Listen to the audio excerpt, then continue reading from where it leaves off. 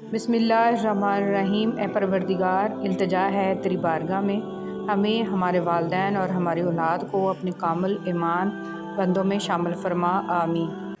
دعا کی قبولیت کے اوقات: اذان اور اقامت کے درمیان، شب قدر میں، تہجد کے وقت، قرآن مجید کی تلاوت کے بعد، فرض نماز کے بعد، جمعہ کے دن کی ایک گھڑی سجدے میں، سحری کے وقت، روزے کی حالت میں، سفر میں، عرفہ کے دن، آب زمزم پیتے وقت، میدان جنگ میں اور بارش برستے وقت۔ حضرت علی رضی اللہ تعالیٰ عنہ نے فرمایا، کسی کی اچھائی کا اتنا بھی فائدہ مت اٹھاؤ کہ وہ برا بننے کے لیے مجبور ہو جائے۔ برا ہمیشہ وہ بنتا ہے جو اچھا بن کر ٹوٹ چکا ہو۔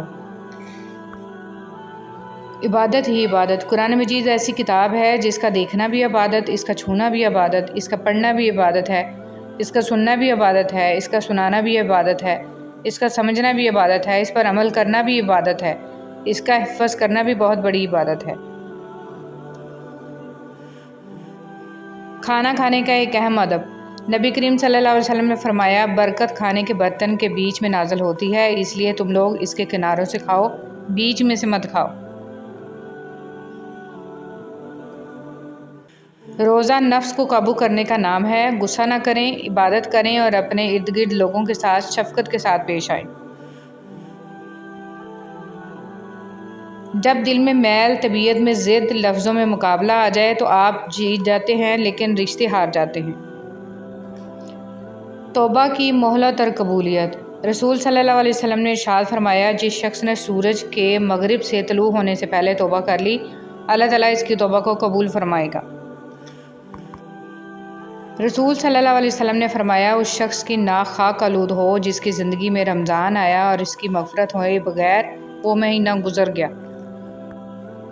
فرمانے رسول صلی اللہ علیہ وسلم، جس نے روزہ رکھ کر جھوٹ بولنا اور جھوٹ پر عمل کرنا نہ چھوڑا تو اللہ تعالیٰ کو کوئی حاجت نہیں کہ یہ شخص اپنا کھانا پینا چھوڑے۔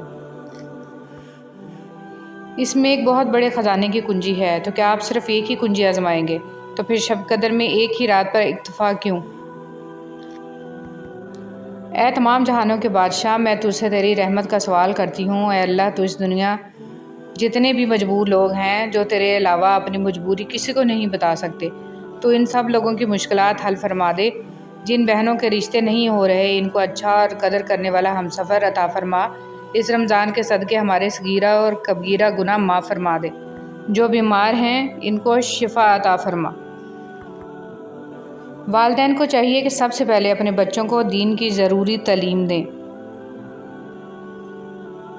عبادت کی تھکاوٹیں تو اتر جاتی ہیں مگر نامہ اعمال میں اس کا اجر موجود ہوا کرتا ہے، اس لیے ہمیں اس جسم کو خوب تھکانا چاہیے۔ مومن کو چاہیے کہ نیکی کر کر کے تھکے اور تھک تھک کر نیکی کرے۔ پچھلے سال رمضان میں آپ نے جو باتیں کیں، آج آپ کو اس کی تکلیف اور تھکاوٹ یاد نہیں ہے، مگر آپ کے نامہ اعمال میں اس کا اجر موجود ہے۔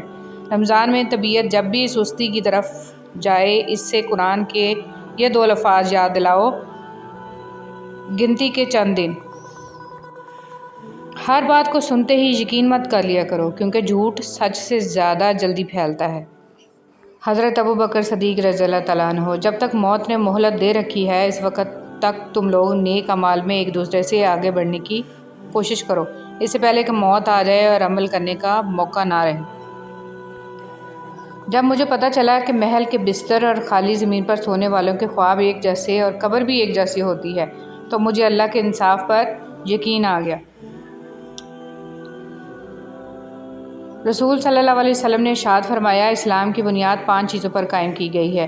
اول، گواہی دینا کہ اللہ کے سوا کوئی معبود نہیں ہے اور بے شک محمد صلی اللہ علیہ وسلم اللہ کے سچے رسول ہیں، اور نماز قائم کرنا اور زکوٰۃ ادا کرنا، حج کرنا اور رمضان کے روزے رکھنا۔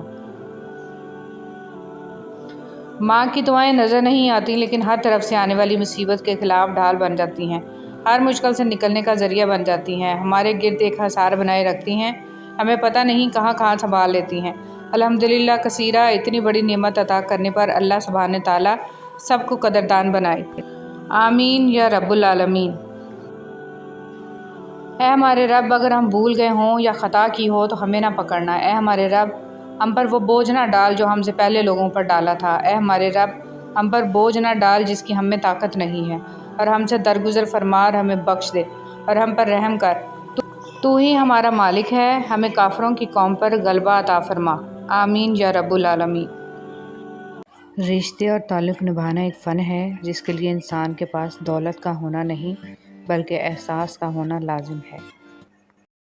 اگر گھر میں ایک بھی شخص حق پہ ہے، صحیح فہم رکھتا ہے اور سب کے ایمان کی فکر کرتا ہے، دن رات دعا اور اصلاح میں مشغول ہے، اس کے ہی بہت سے اثرات ہوتے ہیں۔ ہمت سے لگے رہنا چاہیے۔ چراغ ایک بھی ہو، گہرے اندھیرے دور کر دیتا ہے۔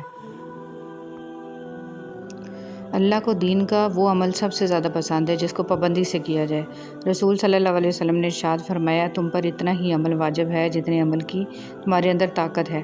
اللہ کی قسم، ثواب دینے سے اللہ نہیں اکتاتا مگر تم عمل کرتے کرتے اکتا جاؤ گے، اور اللہ کو دین کا وہی عمل زیادہ پسند ہے جس کی ہمیشہ پابندی کی جا سکے۔ اگر تم اپنے رب پر بہت بھروسہ رکھتے ہو تو یہ بھی جان لو کہ تمہارا رب اس بھروسے کو کبھی ٹوٹنے نہیں دے گا انشاءاللہ۔ اللہ کسی سے ناراض بھی ہو جائے تو اس کا رزق پھر بھی بند نہیں کرتا، بلکہ رفتہ رفتہ اس سے سجدے اور عبادت کی توفیق واپس لے لیتا ہے۔ اس لیے اپنی نگرانی خود کریں۔ جن پہ آزمائش ہے وہ رحم مانگے اور استغفار کریں، جو عافیت میں ہیں وہ اللہ سے استغفار کریں اور اللہ کے بندوں کے ساتھ رحم سے پیش آئیں، ان کی ہر ممکن مدد کریں، کیونکہ آزمائش اس کی بھی ہوتی ہے جو آزمائش سے دور ہوتا ہے۔ جب دل گھبرانے لگے اور آنکھوں سے آنسو آنے لگیں، صرف ایک کام کرنا، اپنے ہاتھ اللہ تعالیٰ کے سامنے دعا کے لیے اٹھانا چاہیے۔ کچھ نہ کہنا، لیکن اللہ تعالیٰ سب سمجھ جائے گا، آپ کے درد کو، آپ کی تکلیف کو، آپ کی ضرورت کو۔ بے شک اللہ تعالیٰ ہر چیز پر قادر ہے۔ زندگی کی الجھنیں سلجھ جاتی ہیں، اللہ تعالیٰ راستے نکال دیتا ہے۔ اس کی حکمت ہماری سوچ سے آگے ہے۔ ضرورت صرف یقین کی ہے، ایمان کی پختگی کی ہے۔ مشکل وقت میں قانون قدرت پر غور کریں کہ موسم بدلتے ہیں، رات اور دن بدلتے ہیں، کیونکہ ہمارا رب قادر ہے۔ بے شک اللہ تعالیٰ ہر چیز پر قادر ہے۔ سوچنے کی بات، ہم دنیا میں اس لیے پیٹے جا رہے ہیں کہ ہم مسلمان ہیں، اور آخرت میں ہم اس لیے پیٹے جائیں گے کہ ہم دنیا میں مسلمان تھے ہی نہیں۔ صدقہ بلائیں ٹالتا ہے۔ ہم صدقہ دینے کے لیے بلاؤں کا انتظار کرتے ہیں۔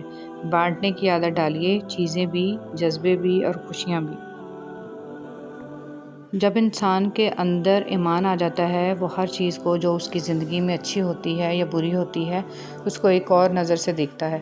وہ اچھی چیزوں کو اللہ کی نعمت سمجھتا ہے اور اس پر شکر ادا کرنے کی فکر کرنے لگتا ہے کہ میں نے اس کا حق ادا نہیں کیا، اور جب کوئی چیز تکلیف دہ آتی ہے تو اس پر صبر کرتا ہے اور اس پر اللہ سے اجر کی امید رکھتے ہوئے اسے قبول کر لیتا ہے، اس پر راضی ہو جاتا ہے، تو زندگی فرق ہو گئی نا۔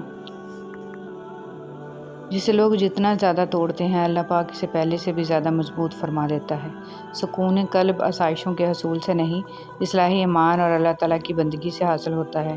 اے رب رحیم، ہمیں نیک اعمال کرنے کی توفیق عطا فرما، شیاطین کے شر، حاسدین کے حسد اور برے اعمال سے بچا، اور ہم سب کو سکون قلب عطا فرما، آمین۔